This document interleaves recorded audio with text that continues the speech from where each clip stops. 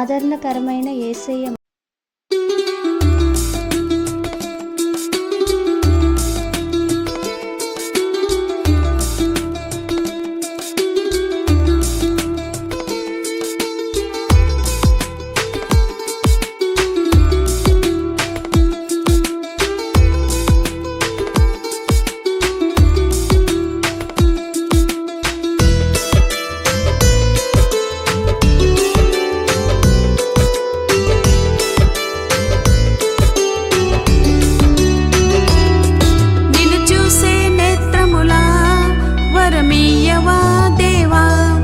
నీతో మాట్లాడే మనసు అనుగ్రహించవా దేవా, నిన్ను చూసే నేత్రములా వరమీయవా దేవా, నీతో మాట్లాడే మనసు అనుగ్రహించవా దేవా.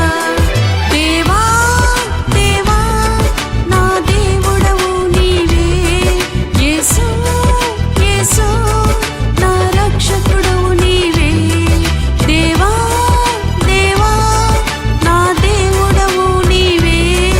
యేసు యేసు నా రక్షకుడవు నీవే, నిన్ను చూసే నేత్రములా వరమీయవా దేవా, నీతో మాట్లాడే మనసు అనుగ్రహించవా దేవా.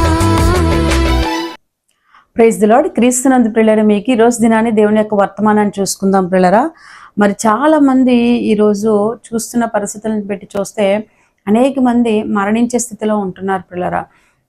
ఒకరికొకరు మరి చనిపోవడం, ఒకరికి వాళ్ళే బలవంత మరణాలు చేసుకోవడం, మరి అంతేకాకుండా మరి చంపబడటం, ఇలా చూస్తూ ఉంటున్నాం.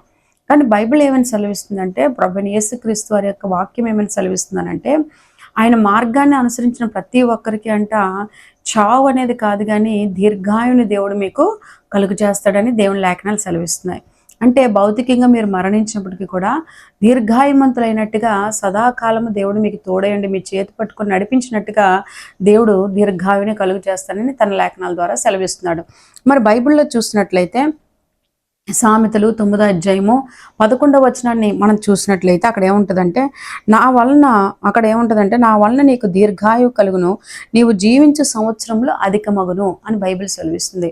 కనుక దేవుడి దగ్గరకు వచ్చిన వారికి ఆయన ఉన్నాడని, అడుగు వాటిని దయచేస్తాడని ఎలాగైతే నమ్ముతామో, ప్రభువైన యేసుక్రీస్తు యందు విశ్వాసం ఉంచిన మీకు కూడా ఆయన ఆత్మ ద్వారా సెలవిస్తున్న మాట ఏంటంటే దీర్ఘాయువుని కలుగు చేస్తాడంట. అది ఎవరి వల్ల ఉంది? నా వల్ల నీకు దీర్ఘాయువు కలుగును, నీ జీవించే సంవత్సరములు అధికమగును అని బైబిల్ సెలవిస్తుంది.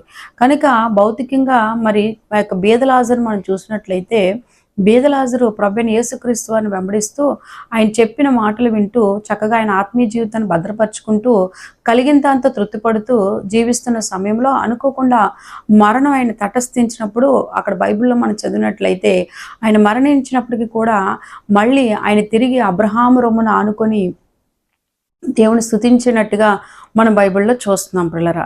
కనుక మీ జీవితంలో కూడా భౌతికంగా మరణించినప్పటికీ కూడా మీరు పరలోక వాసులై ఉండి ఆయన మీకు దీర్ఘాయువును కలుగజేస్తాడు. అదే మరి ఈ యొక్క ధనవంతుడు చనిపోయినప్పటికీ కూడా ఆయనకి భౌతికంగా మరణించినప్పటికీ మరి ఆత్మరూపంలో ప్రభువైన యేసుక్రీస్తుని ఎరగనటువంటి పరిస్థితిలో ఉన్నప్పుడు ఆయన నిత్య నరకానికి వెళ్ళి దాహం దాహం అని చెప్పి మరి అక్కడ మొరపెట్టడానికి చూస్తాం. కానీ ఒక్క చుక్క నీరు కూడా లేక ఎంతో ఇబ్బంది పడే పరిస్థితులను కూడా అక్కడ ఎదుర్కోవటాన్ని చూస్తూ ఉంటాం పిల్లరా. కనుక ఈరోజు మనం నేర్చుకోవాల్సింది ఏంటంటే, యేసు ప్రభు యందు నిత్య జీవం ఉన్నది, యేసు ప్రభు యందు దీర్ఘాయువు ఉన్నది. కనుక ఆయన యందు విశ్వాసం ఉంచిన మీకు కూడా దేవుడు దీర్ఘాయువుని కలుగు చేయబోతున్నాడని ఈ సమయంలో జ్ఞాపకం చేస్తున్నాడు పిల్లరా. కనుక మీరు చేసే ప్రార్థనలు ఆపకుండా కొనసాగిస్తూ ఆత్మీయంగా బలపడుతూ క్రీస్తు రాకడ కొరకు ఎదురు చూస్తూ మీ ఆత్మీయ జీవితాన్ని భద్రం చేసుకొని మీ యాత్రా జీవితంలో ఆయన పిలుపు వచ్చినప్పుడు మీరు సిద్ధంగా ఉండి ఆయన రాజ్యంలో చేర్చబడాలనేదే ఈ సమయంలో దేవుడు మీకు జ్ఞాపకం చేస్తున్న విషయం. కాబట్టి మీరందరూ కూడా దీర్ఘాయుష్మంతులు అయ్యే విధంగా దేవుని వెంబడించండి పిల్లరా. మరొక మాట ఏంటంటే, దేవుని యందట మనకంట భయభక్తులు కలిగి ఉండాలి. ఇది చాలా విలువైన విషయం కదా. ఎందుకనంటే ఆయన యందు భయభక్తులు కలిగి ఉండటం అంటే ఆయన యందు విశ్వాసం ఉంచటం, ఆయన చెప్పిన లేఖనాలని పాటించటమే పిల్లరా ఆయన యందు భయభక్తులు కలిగి ఉండటం. కనుక ఈ రోజు దినాన్ని బైబిల్లో చూసినట్లయితే సామెతల 10వ అధ్యాయంలో 27వ వచనంలో అక్కడ ఏమని రాయబడి ఉంటుందనంటే, మనం చూసినట్లయితే యెహోవాయందు భయభక్తులు కలిగినట దీర్ఘాయువునకు కారణము అని బైబిల్ సెలవిస్తుంది. కనుక భయము భక్తి అనేది చాలా ఉంది. ఈరోజు చాలామంది భక్తి ఎలా చేస్తున్నారంటే ఆచారంతో కొన్ని భక్తి చేస్తున్నారు. ఏదో ఆదివారం అంటే చర్చికి వెళ్ళాలి కదా, ఏదో మొక్కుబడి క్రైస్తవుల్లాగా పలానా రోజు గుడికి వెళ్ళాలి కదా, పలానా రోజులు 40 రోజులు ఉపవాసం చేయాలి కదా అని అనుకుంటారు కదా. చాలామంది చూడండి 40 రోజులు ఉపవాసం చేయాలి కదా అని శ్రమ దినాల్లో చేసేస్తూ ఉంటారు. కానీ ఆ శ్రమ దినాలు అయిపోయాక మరి విపరీతంగా త్రాగటము, విపరీతంగా తిరగటము కూడా చేస్తూ ఉంటారు. అది ఆచారంతో కొన్ని భక్తి అవుతారు పిల్లరా. మీరు ప్రభు అయిన యేసుక్రీస్తు యందు నమ్మకించాక మరి విడిచిపెట్టినటువంటి చెడ్డ కార్యాల వైపు చూడకుండా, అమ్మో నా దేవుడు నన్ను చూస్తున్నాడని భయంతో భక్తితో మరి ఆ దేవునికి అయిష్టమైన విషయాలకు దూరపరచబడుతూ దేవునికి ఇష్టమైన విషయాల్లో దగ్గర చేయబట్టమే మరి దేవుడి యందు భయభక్తులు కలిగి ఉండట పిల్లరా. అటువంటి భయభక్తులతో మీరు నడిచినట్లయితే దేవుని వాక్యం సెలవిస్తుంది మరి మీకు దీర్ఘాయువుని దేవుడు కలుగు చేస్తాడు. 1 ప్రభు యందు విశ్వాసం ఉంచమంటున్నాడు. 2 ఆయన చెప్పిన ఆజ్ఞలు పాటించేటువంటి భయభక్తులు కూడా మీరు కలిగి జీవించమని ఈ సమయంలో జ్ఞాపకం చేస్తున్నాడు పిల్లరా. మరొక మాట మనం చూసినట్లయితే బైబిల్లో ఏముంటుందనంటే ఎఫెసీ 6వ అధ్యాయంలో 2-3 వచనాలు మనం ధ్యానించినట్లయితే అక్కడ కూడా ఏమని రాయబడి ఉంటుందని అంటే బైబిల్లో చూసినట్లయితే నీకు మేలు కలిగినట్లుగా నీ తండ్రిని తల్లిని సన్మానింపుము, అప్పుడు నీవు భూమి మీద దీర్ఘాయుష్మంతుడు అగుదువు. చూసారా ఏం చెప్తున్నారండి? మరి మీరు తండ్రుల్ని కదా. చాలామంది ఈరోజు తల్లిదండ్రుల విషయంలో ఒక యవ్వన ప్రయాణకు వచ్చే టైంకి, ఒక వివాహ కార్యక్రమం జరిగాక చాలామంది తల్లిదండ్రుల్ని నిర్లక్ష్యం చేస్తున్నారు పిల్లరా. అలా చేయడానికి వీల్లేదు. ఎందుకనంటే నిర్లక్ష్య జీవితం మీ జీవితాన్ని ఎంతో వేదన కలిగిస్తుంది. ఈరోజు తల్లిదండ్రులు అంటే చాలామందికి చులకనగా కూడా చూసిన వాళ్ళు ఉన్నారు. ఎందుకంటే ఇంకా వాళ్ళ వయసు అయిపోయింది కదా, వాళ్ళతో మనకు పని ఏంటి అని. నిజమే, వాళ్ళ వయసు అయిపోవచ్చు, కానీ వయసు ఉన్నంతకాలం మిమ్మల్ని పెంచి పోషించి పెద్ద చేసేటువంటి పిల్లలు ఈరోజు తల్లిదండ్రుల్ని అనాథాశ్రయంలో జాయిన్ చేస్తూ ఎంతో ఇబ్బందులు తెచ్చుకుంటున్నారు కదా. ఎందుకనంటే వాళ్ళు ప్రశాంతంగా ఉంటున్నాం అనుకుంటున్నారు, కానీ వాళ్ళు దీర్ఘాయువుని కోల్పోతున్నారనే సత్యం వారికి తెలియదు పిల్లరా. ఎప్పుడు మీ తల్లిని తండ్రిని సన్మానించమని బైబిల్ లేఖనాలు సెలవిస్తున్నాయి. కాబట్టి మరి వాళ్ళు శక్తి బలము ఉన్నంత వరకు మిమ్మల్ని పెంచి మిమ్మల్ని పోషించి మిమ్మల్ని ఒక స్థాయికి తీసుకొచ్చినప్పుడు పిల్లలు ఏం చేయాలంటే వాళ్ళకి బలహీనలు అవుతున్నప్పుడు వాళ్ళని పెంచి తల్లిదండ్రుల్ని పోషించి వాళ్ళ క్షేమాన్ని చూడటమే క్రీస్తు యొక్క ఉద్దేశమే ఉన్నది. అందుకే యేసు ప్రభు వారు కూడా తన యవ్వన ప్రాయంలో మరణానికి అప్పగింపబడిన సమయంలో ఏం చేశారంటే తన తల్లి చేయి పట్టుకొని యోహానికి అప్పగించాడు, తన శిష్యుడైన యోహానికి. ఎందుకంటే ఇక ఈ రోజు నుంచి ఈ తల్లి బాధ్యతలను తీసుకోవాలని చెప్పారు. అంటే కుటుంబ బాధ్యత కలిగిన వాడు దేవుడు పిల్లరా. కనుక తల్లిదండ్రులు సన్మానించేవారుగా ప్రతి ఒక్కరూ ఉండాలని ఈ సమయంలో లేఖనాలు సెలవిస్తున్నాయి కదా. చాలామంది తల్లులు నిర్లక్ష్యం చేస్తారు, చాలామంది తండ్రులు నిర్లక్ష్యం చేస్తారు. భర్త లేక బాధపడుతున్నటువంటి తల్లులు ఉండొచ్చు, భార్య లేక బాధపడుతున్న తండ్రులు ఉండొచ్చు.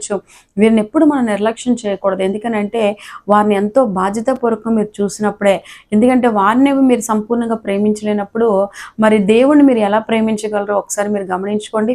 నేను దేవుని ప్రేమిస్తున్నాను, నాకు దేవుడు చాలా ఇష్టం అండి, దేవుని కోసం నేను చాలా ప్రాణం పెట్టేస్తానండి అని అంటారు చాలామంది. కానీ ఇంట్లో వాళ్ళ అత్తగారిని సరిగ్గా చూడకపోతారు, వాళ్ళ మామగారిని గౌరవించకపోతారు. అంతేకాకుండా నాకు దేవుడు అంటే చాలా చాలా ఇష్టమండి అంటారు కదా. కానీ ఇంట్లో పెద్దవాళ్ళకి తల్లిదండ్రుల్ని పరిపూర్ణంగా చూసుకోకుండా దేవుడు ఇష్టమైతే ఉపయోగం ఏముంది?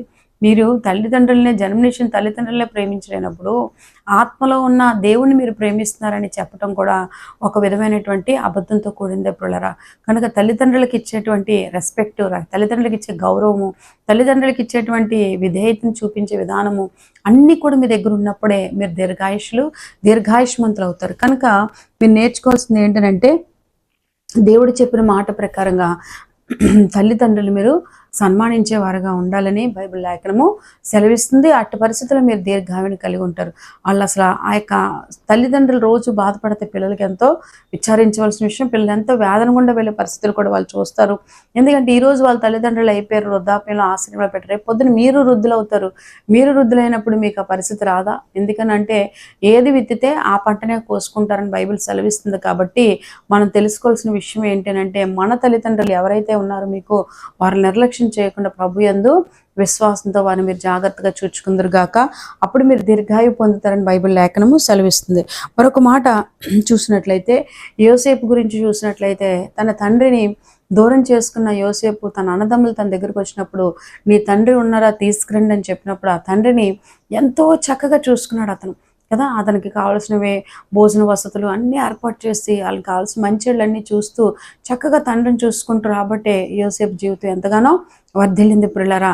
మరి అదేవిధంగా ఆ దావీదు కుమారుడైనటువంటి అబ్షాలోమును గమనించినట్లయితే తండ్రికి అంతా కూడా వ్యతిరేకంగా ప్రవర్తిస్తూ ఉండేవాడు.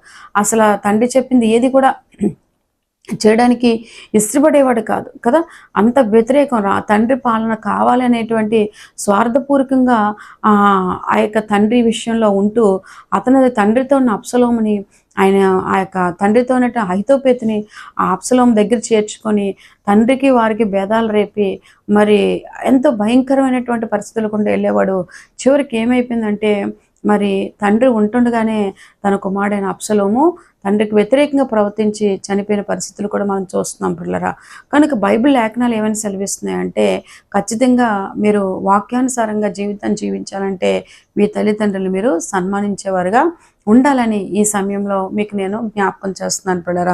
Praise the Lord. అదేవిధంగా బైబిల్లో మనం అనేక విషయాలు మనం చూస్తున్నాం కాబట్టి సామెతల్లో కూడా మనం చూసినట్లయితే అక్కడ ఏముంటుందంటే 3వ అధ్యాయము 1-2 వచనాలు మనం ధ్యానించినట్లయితే అక్కడ ఏమని రాయబడి ఉంటుందంటే, నా కుమారుడా నా ఉపదేశం మరొకము, నా ఆజ్ఞలను హృదయపూర్వకంగా గాయకునుము, అవి దీర్ఘాయువును సుఖజీవమును గడుచు సంవత్సరములు శాంతిని నీకు కలుగు చేయను. చూసారా ఏమంటున్నారు? ఆయన ఆజ్ఞల్ని పాటించమంటున్నాడు. సుఖజీవము, సంతోషం, ఆనందం కదా.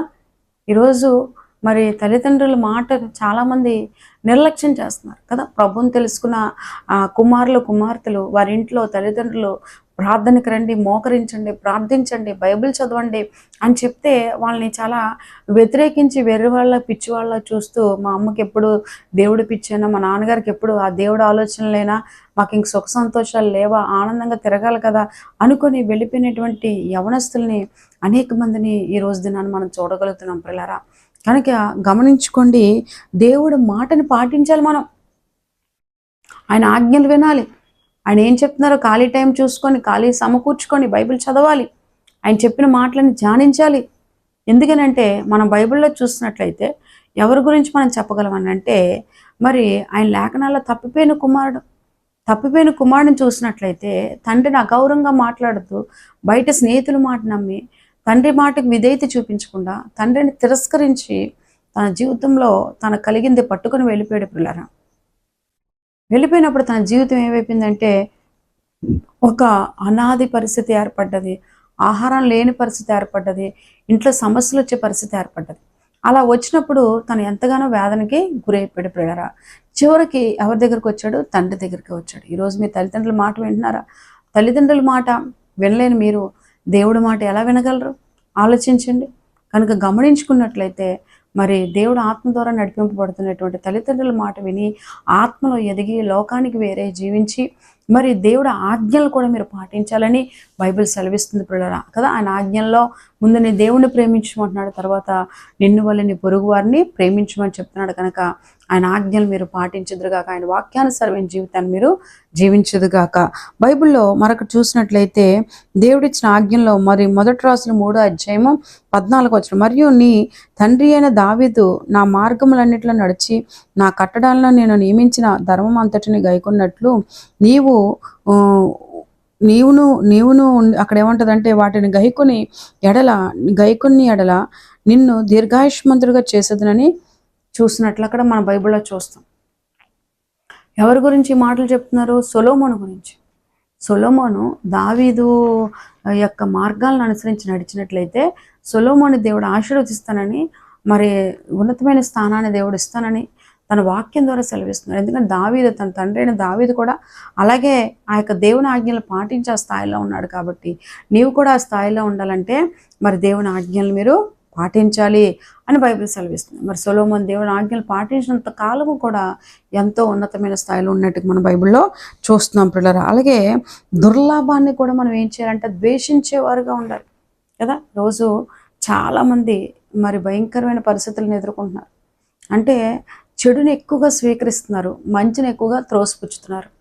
ఎందుకనంటే ఈ లోకంలో నిండిపోయారు కాబట్టి లోకము చెడుకి ఎంతసేపైనా సమయాన్ని గడపడానికి మీకు అవకాశం ఇస్తుంది. కానీ మంచి పనుల కొరకు మీరు సమయాన్ని గడపనవ్వకుండా, దేవుని మందిరానికి వెళ్ళనవ్వకుండా, దేవుళ్ళ ఆత్మలో ఎదగనవ్వకుండా రోజు ఆ సెల్ ఫోన్ తోటి సమయాన్ని గడుపుతూ దేవునితో సమయాన్ని గడపకుండా ఉన్న బలహీనతలు ఈరోజు చాలా మందిలో స్పష్టంగా కనబడుతున్నాయి. ఇప్పుడు టైం దొరికితే చాలు ప్రతి ఒక్కరు సమయాన్ని సెల్తో గడుపుతారు కానీ దేవునితో గడపడానికి ఇష్టపడరు. ఎందుకనంటే మరి దేవుడు మంచివాడు కదా, గొప్పవాడు కదా, మరి అన్ని మేలు చేసేస్తాడో అని అపవాదం ఏం చేస్తుందంటే దాని ఆలోచనలో ఉన్న సెల్లోని ఆ మైండ్ అంతా కూడా మరి ఆ సెల్ గుండా నడిపిస్తూ ఆ సెల్ ఫోన్తోనే సమయాన్ని గడిపేస్తూ దేవునితో సమయాన్ని గడపలేని స్థితిలో ఉన్నవారు ఈరోజు ఎంతోమంది యవనస్తులు ఉన్నారు, పెద్దవాళ్ళు ఉన్నారు, చిన్నవాళ్ళు ఉన్నారు పిల్లరా.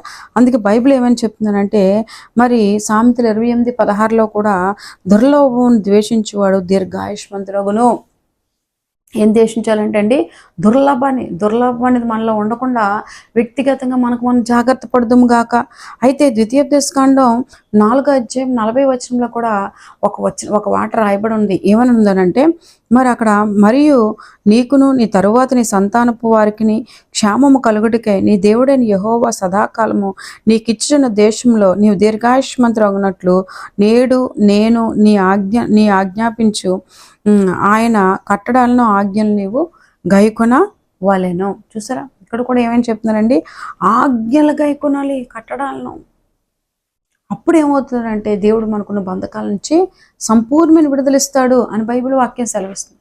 కనుక వాక్యం తెలుసుకుని మీరు దేవుడి యందు భయభక్తులు కలిగిన మీరు నేర్చుకోవాల్సిన విషయం ఏంటంటే ఆయన యందు మీరు చక్కగా ఆయన ఆత్మతో నింపబడుతూ, ఆయన శక్తితో నింపబడుతూ, ఆయన కృపతో నింపబడుతూ మీరు చేయవలసింది ఏంటి అని అంటే ఆయన ఆజ్ఞలు మీరు పాటించేవారుగా ఉండుదురుగాక. ఆమేన్. ఎందుకంటే ఆయన మీరు ఆజ్ఞలు పాటించిపోయారు అనుకోండి, సమస్యలు విడుదల రావు. కనుక ఈ విషయం తెలుసుకొని మీరు ఆయన ఆజ్ఞలు పాటించండి, ఖచ్చితంగా మీరు ఆశీర్వాదం పొందుకుంటారు. మా కార్యక్రమం రోజు చూడాలనుకుంటున్నారా? మరి జీసస్ కింగ్డమ్ చర్చ్ అనే ఛానల్ యూట్యూబ్లో సబ్స్క్రైబ్ చేసుకుంటే దేవుడి కార్యాలు మీ పట్ల చేస్తాడు. మీరు రోజు వాక్యంలో బలపడవచ్చు, మా కార్యక్రమాలు చూడొచ్చు, ప్రభు దీవెనలు మీరు పొందుకోవచ్చు పిల్లరా. ఒకవేళ నూతనంగా ఎవరైనా సబ్స్క్రైబ్ చేసుకోవాలన్న నోటిఫికేషన్ కోసం చేసుకోండి పిల్లరా. దేవుడికి మహిమ కలను గాక. మీ కొరకు ఇప్పుడు ప్రత్యేకమైన ప్రార్థన చేయడం జరుగుతుంది. మహోన్నతుడా, మహిమోన్నతుడా, సర్వశక్తిమంతుడా, న్యాయాధిపతి, ప్రియ బిడ్డలందరినీ జ్ఞాపకం చేసుకోండి.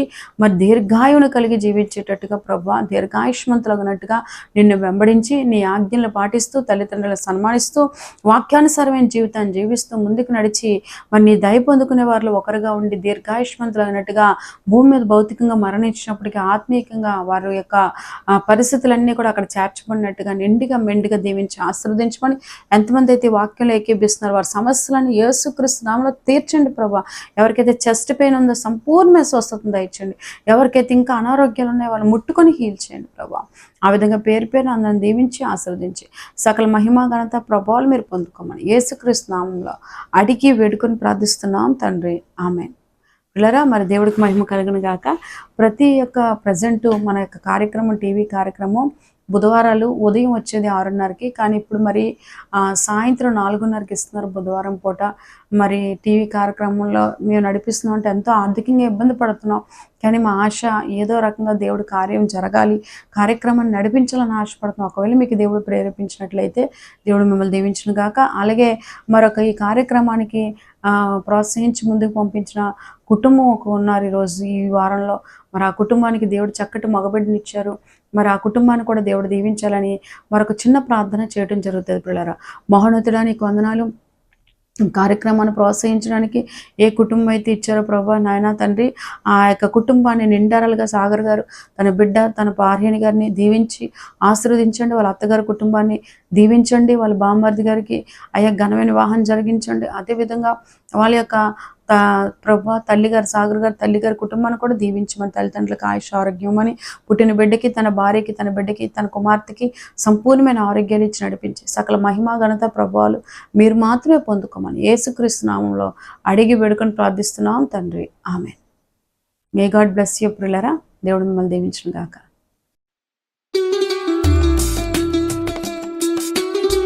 Praise the Lord. ప్రియులారా, మీ కొరకు మరి ప్రత్యేక ప్రార్థనలు చేయబట్టడం జరుగుతుంది. ఎందుకంటే చాలామంది మీ విన్నపాలు తెలియపరుస్తున్నారు ఫోన్స్ ద్వారా. సో మీ కొరకు ఈ యొక్క ప్రార్థన చేయడం జరుగుతుంది ప్రియులారా. మరి మనం బైబిల్లో అనేక విషయాలు చూసుకున్నాం కదా, ప్రతి ఒక్కరి కొరకు ప్రార్థన చేయమని బైబిల్ సెలవిస్తుంది. కాబట్టి మీ కొరకు ఈ సమయంలో ప్రార్థన చేస్తున్నాను. మరి ఉషా గారు మరి ప్రార్థన చేయమని కోరుతున్నారు. అప్పుల సమస్యల నుంచి విడుదల పొందాలని, జాబ్ రావాలని. అదేవిధంగా రాములమ్మ గారు కూడా దేవుడు ఆరోగ్యం ఇచ్చి చెవులు వినిపించాలని ప్రార్థన విన్నపాన్ని కోరి ఉన్నారు. వారి కొరకు ప్రత్యేకమైన ప్రార్థన చేస్తాను పిల్లరా. మహోన్నతుడా నీకు వందనాలు. ఉషా గారికి ప్రభా సువార్త ప్రభా చేసే ఆత్మని ఎల్లవేళలా అనుగ్రహించండి.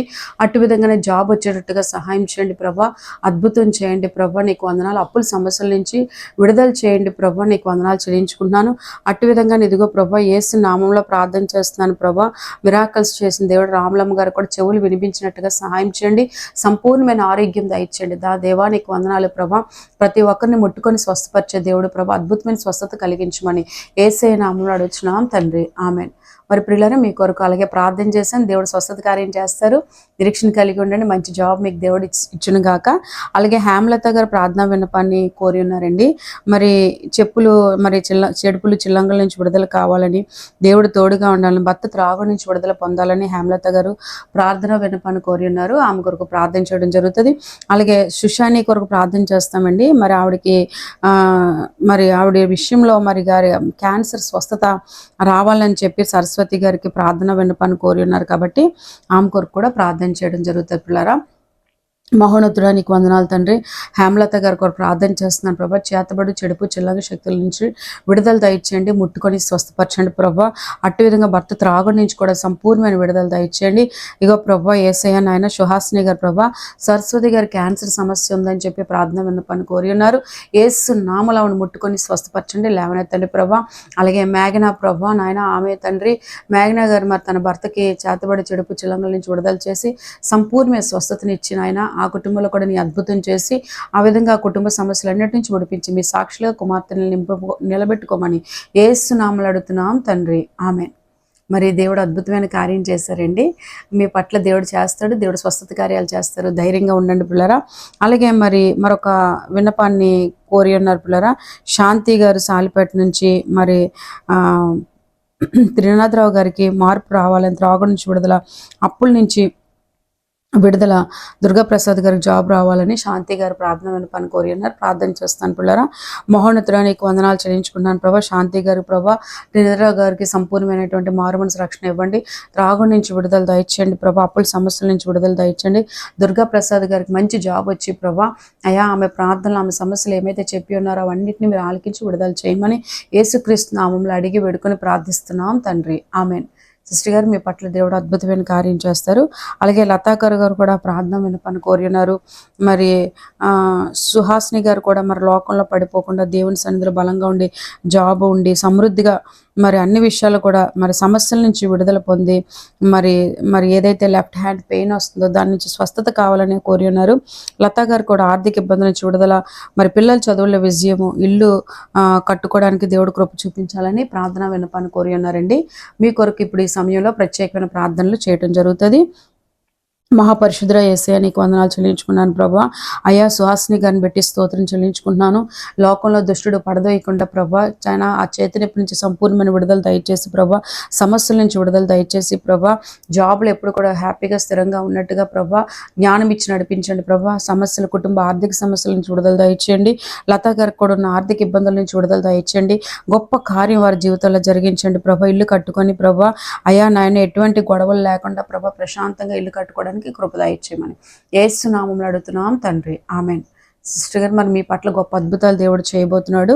అలాగే ఇంకా ఎవరెవరైతే ఏవైతే సమస్యలు చెప్పారు, నూకరత్నం గారు, మేరీ గారు, తర్వాత గంగా గారు, తర్వాత పావని గారు, వారికి ఉన్న సమస్యల గురించి కూడా ప్రార్థన చేయమన్నారు. నూకరత్నం గారి గురించి ప్రార్థన చేద్దాం పిల్లరా. మరి వాళ్ళ యొక్క పని, మరి ఆమె వర్క్ చేసే చోట ఐఎస్ మరి దేవుడు గొప్ప కార్యాలు మీ పట్ల చేయాలని ప్రార్థన చేయడం జరుగుతుంది. మహోన్నతుడా నీకు వందనాలు తండ్రి. నూకరత్న గారు సంపూర్ణమైన ఆరోగ్యం దయచేయండి. ఆమె ఎవరి గురించి అయితే ప్రార్థన చేయమన్నారు ఆ కుమారుడు ఐఏఎస్లో సెలెక్ట్ అవ్వడానికి సహాయం చేయండి. సమస్యలన్నిటి నుంచి విడుదల దయచేయండి. మేరీ గారిని కూడా అప్పుల నుంచి విడుదల దయచేసి ప్రభా, జోస్నాకు పీసీఓడి ప్రాబ్లం నుంచి సంపూర్ణమైన హీలింగ్ దయచేయండి ప్రభా. బ్లడ్ పెరగాలి ప్రభా. యోబు గారు త్రాగు నుంచి విడుదల దయచేసి ప్రభా నాయన భార్యకి ప్రభా ఇంటర్లో మంచి రిజల్ట్ వచ్చినట్టుగా కుటుంబాన్ని దీవించి ఆశీర్వదించమని యేసుక్రీస్తు నామంలో అడిగి వేడుకొని ప్రార్థిస్తున్నాం తండ్రి. ఆమెన్. పిల్లలు మీ పట్ల ఇంకా దేవుడు గొప్ప కార్యాలు చేయను గాక. మే గాడ్ బ్లెస్ యూ. దేవుని నామానికి వందనాలు. సిస్టర్ సంధ్యారాణి గారికి నా వందనాలు. నా సాక్ష్యం ఏంటంటే, నేను జీసస్ కింగ్డమ్ చర్చ్కి నా డిగ్రీ సెకండ్ ఇయర్లో వచ్చాను నేను. అయితే నా చదువు విషయంలో దేవుడు చాలా అద్భుత కార్యాలు చేశారు. సిస్టర్ సంధ్యారాణి గారు ప్రేయర్ చేసిన తర్వాత నా ప్రతి ఒక్క సెమిస్టర్కి నేను నా హాల్ టికెట్ తీసుకొని వచ్చి అమ్మగారి చేత ప్రేయర్ చేయించుకునేదాన్ని. అయితే నాకు దేవుడు 5th సెమిస్టర్లో చాలా మంచి ర్యాంక్ తోటి 9.03 తోటి మంచి రిజల్ట్స్ ఇచ్చాడు.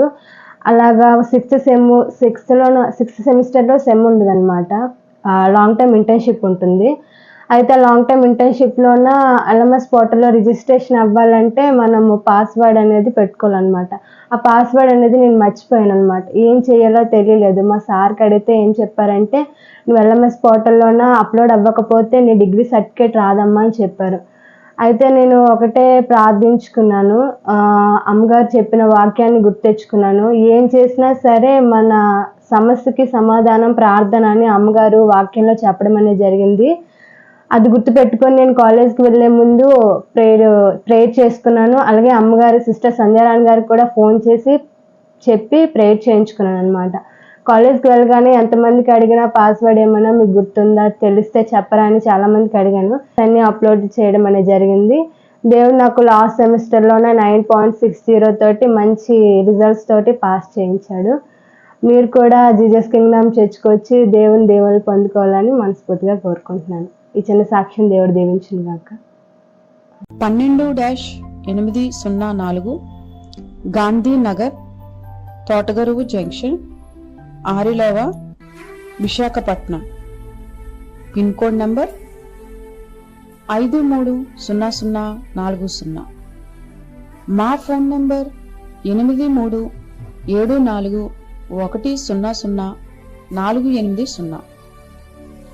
8374644755 కనుక మా ఫోన్ నెంబర్లను సంప్రదించండి. మీ విన్నపాలు మాకు తెలియపరచండి. ప్రత్యేకమైన ప్రార్థనలు చేయించుకోండి. జీసస్ కింగ్డమ్ చర్చ్కి వచ్చి ఆశీర్వాదాలు పొందుకోండి. ప్రభు మిమ్మల్ని ఎల్లవేళలా దీవించి ఆశీర్వదించును గాక. God bless you.